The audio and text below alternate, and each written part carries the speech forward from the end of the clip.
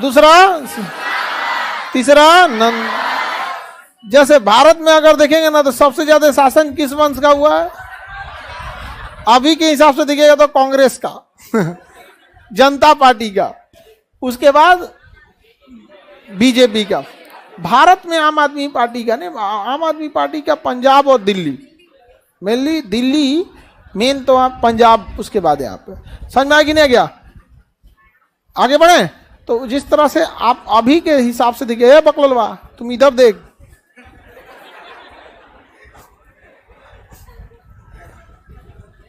ध्यान मत भटकाया करो, हम दिन तारीख नहीं देखेंगे, पीट देंगे आज। बैठ जाओ बबनी, तुम बैठ जाओ, हंसो नहीं। समझ में आया? बार बाल झाड़ के को तन से निकाल ले गया गवा।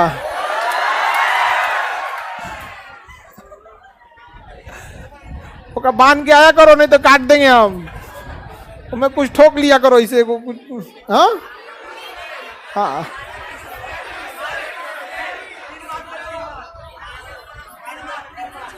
स्टेपलर आता है, दे दो ना, एक स्टेपलर देना, ये खोपड़िया मार दे यहाँ पे, यहाँ पे।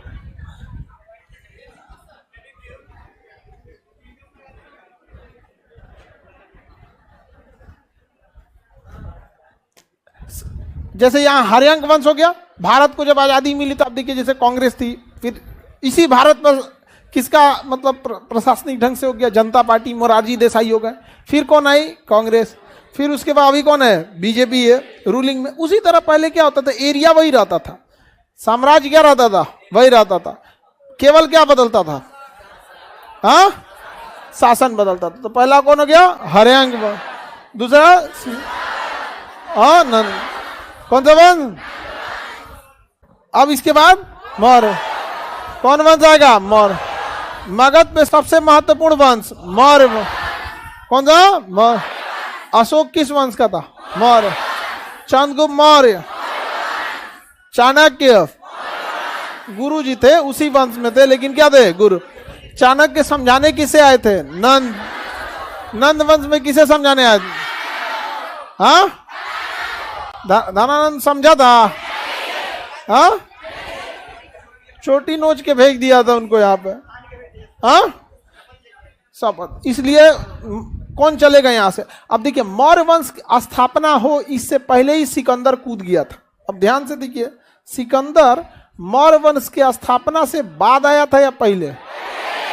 हाँ, सिकंदर आया था तो किसका शासन था? किसका शासन था? नंद वंश का। नंद वंश की गद्दी पे कौन था? धनानंद। योग्य था या क्रूर शासक था? बहुत पागल था, सोचा नाच गाना खूब देखता रहता था।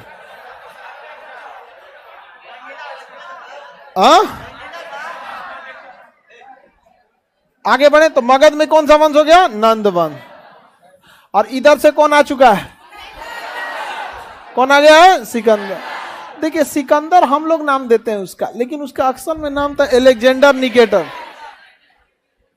असल में नाम क्या था उसका? Alexander Nicator. हम लोग क्या देते हैं? सिकंदर। लेकिन क्या उसका असली नाम सिकंदर था? धनानंद बकलोल था। उसको पास, धनानंद के पास जो था ना, गुस्सा में बहुत रहता था। अमात्य राक्षस उसका मंत्री था, उसी वंश में ना मंत्री था। महापद्म नंद का मंत्री का नाम क्या था? राक्षस। नंद वंश में महापद्म राक्षस, और उसी का भी मंत्री था नंद वंश में। शासक कौन था नंद वंश में? धनानंद। इससे पहले कौन था? महापद्म नंद।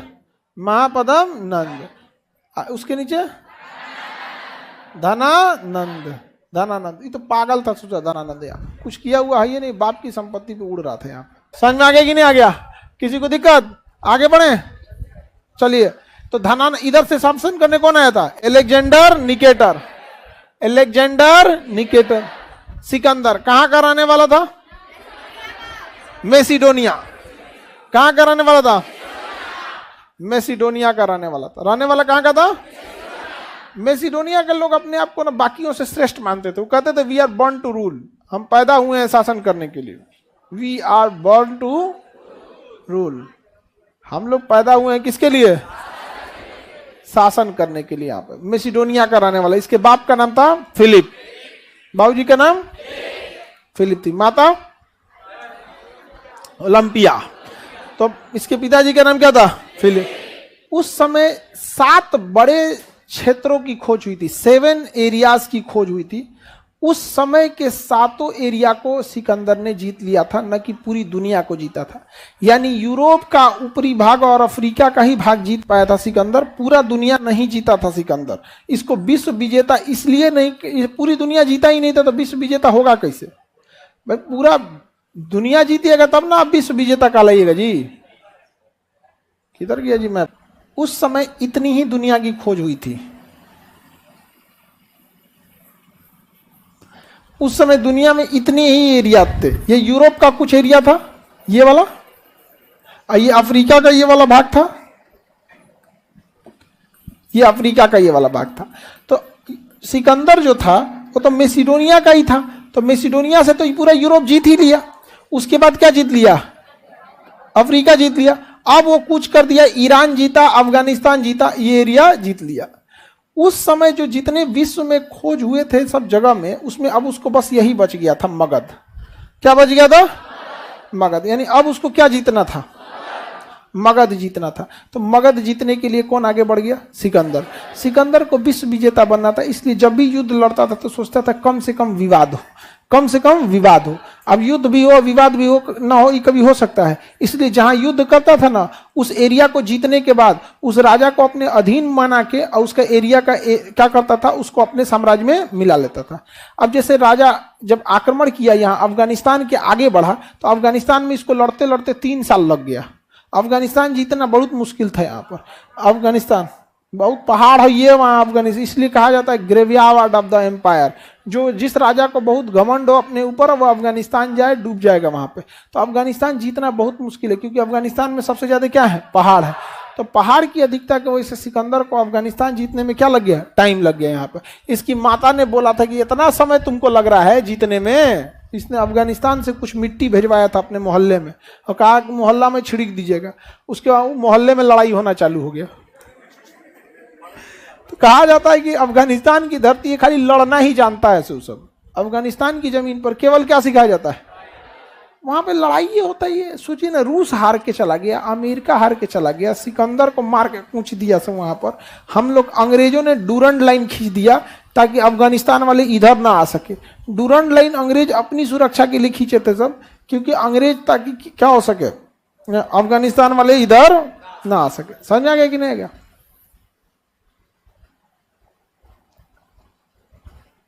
सिकंदर इसके बाद आगे बढ़ा तो तक्षशिला के राजा जो थे आम्भिक, तक्षशिला का राजा आम्भिक ने अधीनता स्वीकार कर लिया। किसका? सिकंदर का। बताइए, बिना लड़े। और आम्भिक बैचमेट था चंद्रगुप्त मौर्य का। चंद्रगुप्त मौर्य और आम्भिक दोनों एक के क्लास में पढ़ता था सब। वो राजा था, राजा का बेटा था, और ये क्या था? सामान्य व्यक्ति था, एक सामान्य स्टूडेंट की तरह था। तो भारत में शिक्षा व्यवस्था उसी समय से इतनी बेहतरीन है कि राजा का बेटा भी वहीं पढ़ेगा और जहाँ पे सामान्य व्यक्ति पढ़ेगा। तो आम्भिक शुरू से थोड़ा सा राजा का बेटा था तो घमंड में रहता था। बाद में जब सिंहासन पर बैठा तो आम्भिक जो है वो किसकी अधीनता स्वीकार कर लिया? सिकंदर। अभी तो तक्षशिला कहाँ चला गया है? पाकिस्तान। सिकंदर आक्रमण किया, आम्भिक ने अधीनता स्वीकार कर लिया और कहा कि हम आप ही के साथ में लड़ेंगे। अब जरा आप सोचिए, आप ही गए हैं कहीं हमला करने और कोई राजा कहता है कि हम अधीनता स्वीकार करते हैं, आपके साथ लड़ेंगे। ये तो उसका चाल भी हो सकता है। आपकी अधीनता से आपके साथ ही लड़ेगा, मार देगा आप ही को, आप ही की सेना को। तो क्या कीजिएगा? क्या कीजिएगा? आप ही मान के चलिए आप ही सिकंदर है, ओकरे आगे के लिए युद्ध में लड़ लेंगे, घुमा के मार देगा आप ही को। तो फिर आप युद्ध करने गए हैं, उसी से लड़ने चलेगा। यहां पर उसने राजा पोरस को हरा दिया। आगे बढ़ के किसे हरा दिया? राजा पोरस को। राजा पोरस को हरा दिया और राजा पोरस जब हार गए तो सिकंदर ने उनको हाथी पे से उतारा और कहा कि बताइए आपके साथ कैसा बर्ताव किया जाए। तो राजा पोरस ने कहा था कि मैं राजा हूं, मेरे साथ राजा की तरह व्यवहार किया जाए। तो उसने कहा कि सर काट दिया जाएगा आपको। तो उसने कहा कि सर जब काटा जाएगा तो सम्मान के साथ सर काटा जाए। सिकंदर कहा कि हम आपकी बहादुरी की कदर करते हैं। आप पूछा, वो इसने नहीं कहा कि सर मत काटिए, तो कहा कि सर जब काटा जाए तो सम्मान के साथ सर काटा जाए। समझ में आया कि नहीं आ गया? तो सिकंदर बहुत प्रभावित हुआ और सिकंदर की चाल थी वो किसी को हमला करके ना उसका विश्व विजेता बनना चाहता था। तो जब आप हार जाएगा कोई राजा और आप उसको क्षमा कर दीजिएगा तो एक तो मोरलिटी उसके ऊपर एक मानवता का दबाव बन जाता है। ऐसे ही सिकंदर बहुत होशियार था। सिकंदर की पत्नी रेक्सोना ने ना पोरस की कलाई पे राखी बांध दिया। क्या बांध दिया? राखी बांध दी। अब हो गया भाई। समझ में आ गया कि नहीं आ गया? तो राखी का त्योहार हम लोग के यहाँ नया है जी। हाँ, सिकंदर के समय से हमारे यहाँ क्या है? राखी। रावण के समय से जी राखी है। उससे भी महाभारत में भी है। तो महाभारत से तो रामायण ना पहले पुराना है जी। रामायण तो सबसे पुराना है ना, महाभारत तो रामायण के बाद हुआ ना यहाँ पे। तो रावण की बहन बांध दी थी भादरा में राखी, सुपने का। रावण का क्या हो गया? वध हो गया। तो आप लोग बताइए, सिकंदर की पत्नी का नाम? रेक्सोना। सिकंदर की पत्नी, उसने किस पे राखी बांध दिया? पोरस की कलाई पे क्या कर दिया? राखी बांध दिया। सिकंदर इतना होशियार था ना, जिस राजा से संबंध बनाता था, जिससे दोस्ती करता था अपनी सेना में ना, तो क्या करता था? कहता था कि देखिए आपकी सेना का कमांडर हमारा रहेगा। अब बताइए सेनापति किसका? अपना। तो सेना किधर जाएगी? सिकंदर के। तो जितना मेन कमांडर थे ना, सिकंदर अपना आदमी भर देता था। सेनापति ये, ब्रिगेड कंट्रोल ये, इस टुकड़ी का मतलब सेना तुम्हारी रहेगी, कमांडर सिकंदर का। अब कहीं से भी बगावत होगी तो हो जाएगा कि नहीं? अब सिकंदर उस सेना को क्या करता था? ऐसा बिछाता था ना कि ज्यादातर सिकंदर की सेना रहे और उसकी सेना उसी के साथ सब्सिडरी के तौर पे लड़ते रहे। अब जब राजा खुद ही स्वीकार कर लेगा तो फिर सेना को स्वीकार करना क्या हो जाएगा? मजबूरी हो जाता। अब इसके बाद जब ये अलेक्जेंडर निकेटर पहुंच गया यहाँ पर और झेलम नदी के तट पर हरा दिया किसे? राजा पोरस को। तो राजा पोरस को किस नदी के तट पर हराया है? अब यहाँ पे था राजा तक्ष। क्या थे? राजा तक्ष। तो तक्षशिला के राजा तक्ष जो थे उन्होंने किसकी अधीनता स्वीकार कर लिया? सिकंदर की। और यहाँ के राजा जो थे उस समय तक्षशिला के आसपास के राजा जो थे वो आम्भिक था। उस समय राजा कौन था? और उसको पढ़ाए थे कौन? चाणक्य। कहा कि हमारा बेचारा तो चेला डर गया, यहाँ पे क्या लड़ेगा यहाँ पे। तो ये मदद मांगने किसके पास आए? नंदवन, धनानंद के पास। मदद मांगने किसके पास आए थे? धनानंद के पास। लेकिन धनानंद दारू पी के उल्टल था। शराब पी के क्या हुआ था? उल्टा हुआ था। मदिरा शराब पी के उल्टा था। उसको ऑर्केस्ट्रा देखने में बहुत मन लगता था यहाँ पे। तो धनानंद ना इनको बेइज्जती करके निकाल दिया। अब सिकंदर को यहाँ सेना में क्या किया इन्होंने? तो यहाँ पर इन्होंने सेना में अफवाह फैला दिया कि ब्यास नदी को पार नहीं करना है, क्योंकि ब्यास नदी के बाद पवित्र भूमि चालू होता है, तुम लोग मर जाएगा यहाँ पे। सिकंदर की सेना में अफवाह फैल गया। सिकंदर बहुत समझाया अपनी सेना को। सेना उसकी थक चुकी थी लगातार युद्ध लड़ते लड़ते। सेना के थक जाने के बाद सिकंदर ने बहुत समझाया, लेकिन सेना नहीं मानी। और इसने क्या किया? खाने में जौहर और सब मिला दे दिया था, मिलजुल के चाणक्य लोगों से मिलके यहाँ पर। और जितना लोग नदी उस पार गया था ना, जानबूझ के कि जो नदी उस पार गया था उसको उसी के खानवा में मिलाया। कहा कि देखिएगा ये नदी उस पार गया, इसको भयंकर बीमारी हो जाएगा। वो आन्हर हो गया। सब क्या हो गया था? आन्हर। अब सेना में अफवाह फैल गया कि अरे यार सही बोला जा रहा है यहाँ पे, इस नदी पार करना ठीक नहीं है। तब तक नदी में आ गया बरसात का समय,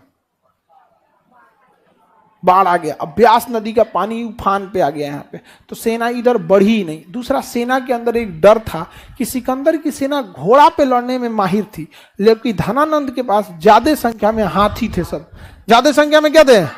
हाथी। और क्या करते थे युद्ध के मैदान में ना, हाथी का जो सूंड होता है उसमें लोहे की जाली बांध दिया जाता है, तो सूंड कटता नहीं है। पहना देगा क्या जी? जाली। और उसमें कटीला नोक निकाल के सुनवा से मारेगी किसी को ना तो धंस जाएगा।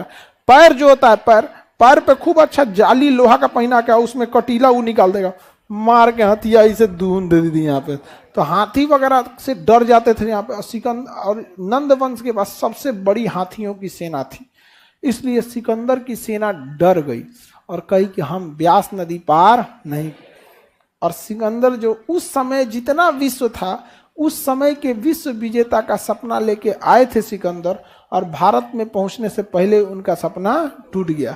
यहाँ नहीं आ पाए थे भारत में, और उस समय ब्यास नदी पार नहीं कर पाया था। अब मगध पे क्या साम्राज्य शासन हो पाया? मगध पे शासन नहीं हो पाया। इसका थल सेनापति का, नौसेना प्रमुख का नाम था नियारकस। नौसेना प्रमुख का नाम तो नौसेना का कौन संभालता था इसका? नियार्कस। तो नियार्कस क्या लेके चला गया? नेवी लेकर चला गया, नौसेना लेकर वापस चला गया। और थल सेना प्रमुख का नाम था सेल्यूकस निकेटर। क्या नाम था? सेल्यूकस। सेल्यूकस का साथ कौन सेना को लेता था? थल सेना, आर्मी को। किसे कंट्रोल करता था? आर्मी को। सिकंदर क्या हो गया? लौट गया। कौन सी नदी को सिकंदर की सेना पार नहीं की? तो सिकंदर जो था वापस क्या हो गया? लौट गया। सिकंदर कहां से लौट गया?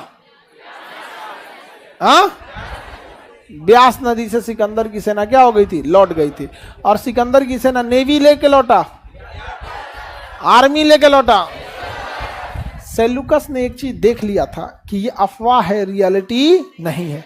इसलिए ना सेल्यूकस का पूरा मन था, सेल्यूकस निकेटर का, अलेक्जेंडर निकेटर किसका नाम था? इसका पूरा मन था युद्ध लड़ा जाए। इसको पता चल गया था कि ये हकीकत नहीं है, बल्कि ये क्या किया गया? अफवाह फैलाई। एक बार अफवाह फैल जाता है ना, आप कुछ नहीं कर सकते। जैसे चोटी काटने वाले का, एक बार अफवाह फैल गया कि चोटी काटा जा रहा है, तो क्या हो गया?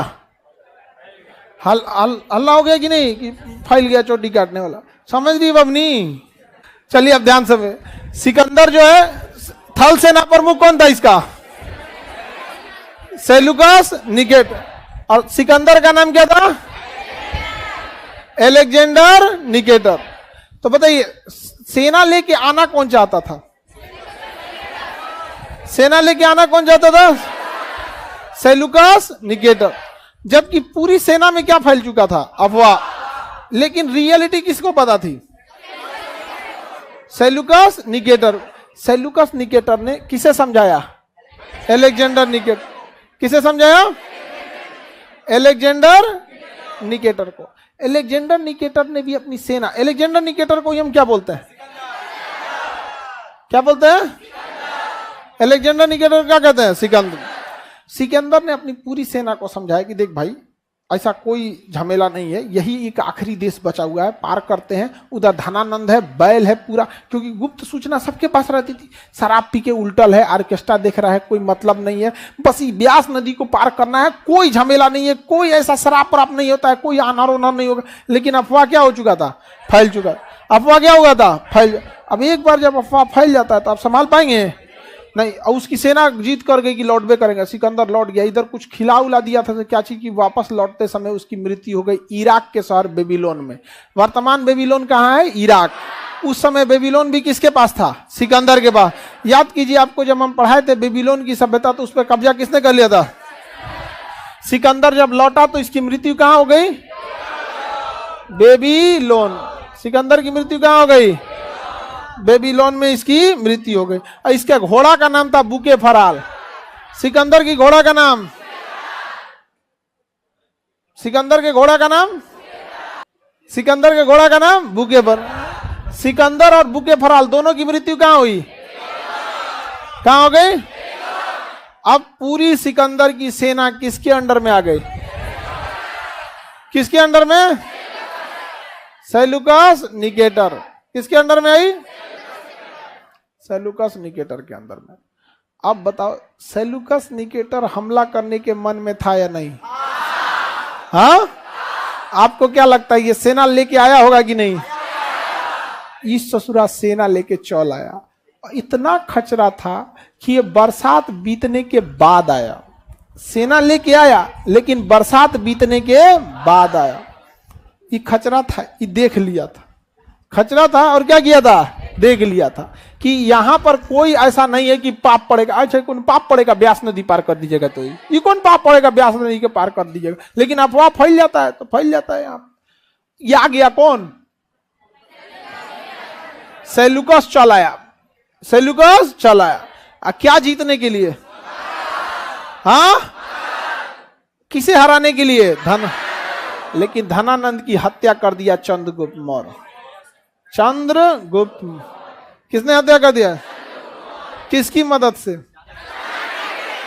हाँ, होकर बेटी से ब्याह कर लिया। हाँ, दूरधरा मारा और दूरधरा से क्या कर लिया? ब्याह कर लिया। आप बताइए, पगला था ही। दूरधरा को थोड़ा भी, दूरधरा को जब हकीकत पता चली थी ना अपनी बाप की, तो बहुत वो हो गई। केकरा अच्छा लगेगा, क्योंकि बाप दिन भर ऑर्केस्ट्रा देखता है। तो दूरधरा, चंद्रगुप्त क्या हुआ, ब्याह कर लिया। चंद्रगुप्त क्या कर लिया, ब्याह। अब पूरा साम्राज्य ले लिया, दामाद बन गया, धनानंद को मार दिया। अब पूरी जनता किससे खुश हो गई, चंद्रगुप्त मौर्य। अब ब्याह किससे हो गया, किससे हो गया, दूरधरा से विवाह हो गया। समझ में आ गया कि नहीं आ गया। इधर से कौन हमला करने आ गया, सेलुकस। सेलुकस आया तो कहा कि ये जी इधर तो दूसरा कौन शासक है, वो ऑर्केस्ट्रा देखने वाला कहाँ है। तो कहा कि उमर आ गया वो, ये भाई कौन शासन कर रहा है। तो कहा कि चंद्रगुप्त मौर्य आम्भिक का बैचमेट है। तो इस सेलुकस निकेटर के डर से आम्भिक ने सरेंडर किया था किसके आगे, सिकंदर के। तो इसको लगा एक बैच का था कौन, आम्भिक। और आम्भिक डायरेक्ट सिकंदर थोड़े लड़ा होगा, सेनापति था उस समय कौन, सेलुकस। कहा कि जब इनके आम्भिक को आत्मसमर्पण कराए हैं तो चंद्रगुप्त कौन ची है, अरे बैल कहीं का, बिहारी है।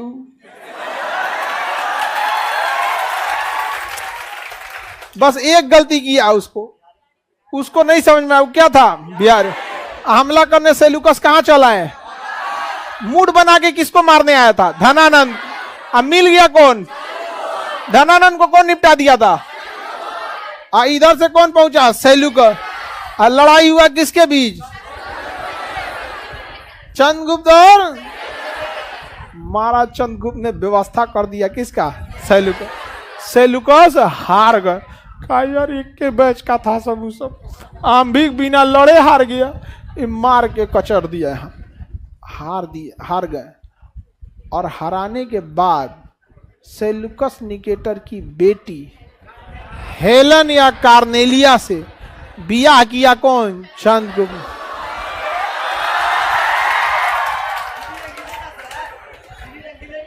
अब चंद्रगुप्त मौर्य से कोई लड़का आदमी लड़ने को लिए अब रेडी नहीं हो रहा था, यार ये आदमी बहुत खतरनाक है। आप बताओ, धनानंद को मार के ओकरे बेटी से ब्याह कर लिया। इधर सेलुकस को मार के उनके बेटी से ब्याह कर लिया। धनानंद को मारा तो दहेज में पूरा मगध ले लिया, और सेलुकस को मारा तो पूरा पाकिस्तान ले लिया। तो वर्तमान पाकिस्तान और अफगानिस्तान को सिकंदर ने तो कब्जा न कर लिया था, दहेज में देके कौन चल गए, हाँ। तो धनानंद को मार के क्या मिला, मगध। और सेलुकस को मार के पाकिस्तान और अफगान। कार्नेलिया कही कि हमारे पापा को मत मारिएगा, बियाह हो ही गया है, पापा को छोड़ दीजिए। पापा आपसे लड़ने नहीं आए थे, वो तो धनानंद से लड़ने आए थे, आप पता नहीं कहां से आ गए, पापा को छोड़ दीजिए। और सेलुकस को क्या हो, सेलुकस की बेटी रानी थी, इसका क्या हो गया पसंद, उन्हें दूरधरा करिए। हाँ, अब बेचारा परेशान, दूरधरा को कैसा लग रहा होगा जी, बहुत खराब। अब बेचारा राजा के पास तो अपने समय नहीं है। जितना बड़े पोस्ट पे जाइएगा ना, जितना बड़े पोस्ट पे आपको अपने लिए समय ना बराबर मिलेगा। राजा को अपने समय नहीं, दूरधरा करी कि करा तो अपने समय नहीं था, काहे लिए बियाह करके चलाया। कार्नेलिया से भी बियाह कर लिया, इससे भी बियाह कर लिया। बुढ़ापा में ना सब चीज त्याग करके जैन धर्म अपना लिया। दूरधरा भी गई, कार्नेलिया भी गई। कही कि तुम लोग यहीं रहो, लोग हम जाते हैं श्रवण बेल गोला। और चंद्रगुप्त मौर्य कहां चल गए, और संलेखन विधि से अपना प्राण त्याग दिया। समझ में आ रहा है कि नहीं आ रहा है, किसी को दिक्कत। तो बहुत खतरनाक आदमी निकला कौन, अच्छा Seleucus Nicator actual Chandragupta Maurya से लड़ने नहीं आया था, आया था किससे लड़ने, उसका किस्मत खराब था। लेकिन उसकी बेटी को बिहार में कोई दिक्कत नहीं हुआ। देखिए दहेज भले ले लेता है बिहार का आदमी, लेकिन दहेज उतना नहीं लेना चाहिए, ठीक बात नहीं है। लेकिन क्या कीजिएगा, ये ने ब्याह किया धनानंद की बेटी दूरधरा से, उनको तो मारिए दिया ससुर जी को, तो ये तो दहेज नहीं कह सकते, इससे तो अधिकार किया था। समझ में? दूरधरा पसंद करती थी किसको?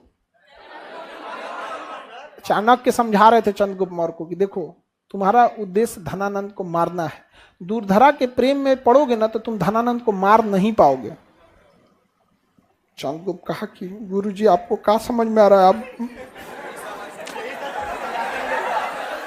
आप हम तुम लोग को समझाते हैं तो समझ में तो आता नहीं है, मने मने बोलता गया अरे आपको कौन चीज समझ में आ रहा है यार। अब उस समझ, अच्छा ये बताओ दूरधरा से ढेर बतिया लेता फोन उन पे तो दूरधरा मारने देती? रोने लगी हमारे पापा को मारेगी, कभी मार पाती? बड़ी दिक्कत था। लेकिन गुरु वही होता है जो दोनों दुविधाओं को समझे। तो चाणक्य ने देखा कि ये खत्म हो गया, चंद्रगुप्त मौर्य जो है ना ये गया ये दूरधरा। उन्होंने कहा एक काम कर, तुम पहले धनानंद को निपटा दे, बाद में तोरा बियाह करना है दूरधरा से तो कर, अच्छा मत करना है तो मत कर, लेकिन पहले किसको निपटा दू?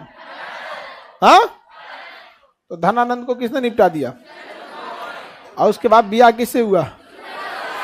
दूरधरा को जाके समझाएं, कौन? चाणक्य, और जनता से मिलवाएं कि देखो तुम्हारा बाप कितना अत्याचार करता था, बहुत अत्याचार करता था ना। तो उसने भी कहा कि ठीक है, इस अत्याचारी था ही। और दूसरा ऑर्केस्ट्रा वाला बात उसको पता नहीं था, दिखाई गई कि देखो ये ऑर्केस्ट्रा वाला पूरा इन हाउस व्यवस्था रखा था, दिन भर यहाँ ऑर्केस्ट्रे होता था, यहाँ पे सट्टा भी नहीं बुक करना था ऑर्केस्ट्रा के लिए, यही हमेशा होता था। दूरधरा का कि ठीक है हुआ जा, और उधर ब्याह की इससे दूसरा किसे हो गया?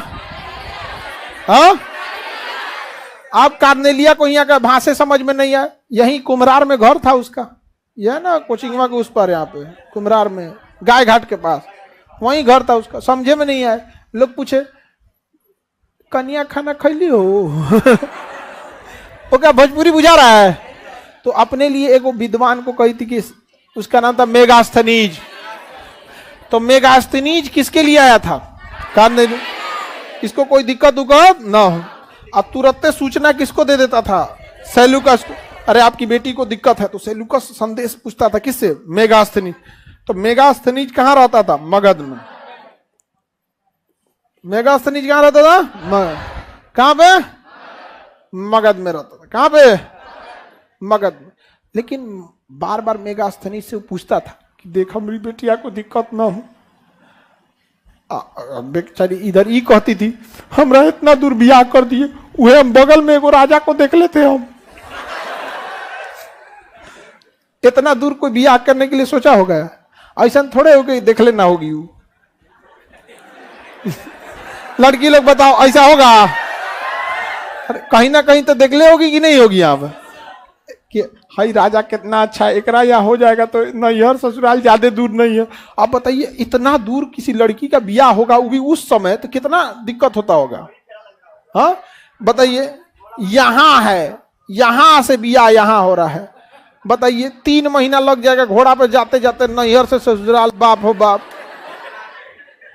कितना दिक्कत होगा। चलो अब ध्यान से समझते हैं। तो यहाँ पे चंद्रगुप्त मौर्य का बियाह कितना जगह हुआ?